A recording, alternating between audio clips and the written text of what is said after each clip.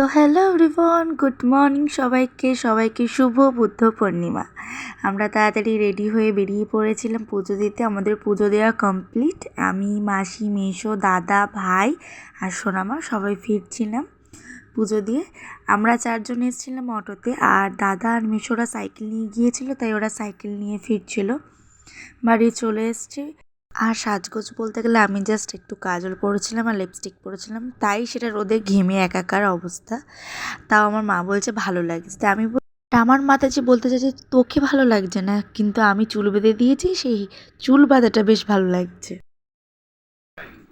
আজকের দুপুরবেলার মেনু হচ্ছে রুটি এবং বেগুন ভাজা, আর এই যে এটা হচ্ছে কুমড়ো আলু ডাল্লা। ছক্কা না, ছক্কা একটু ভালো হয়, এটা একটু অন্যরকম এরকম।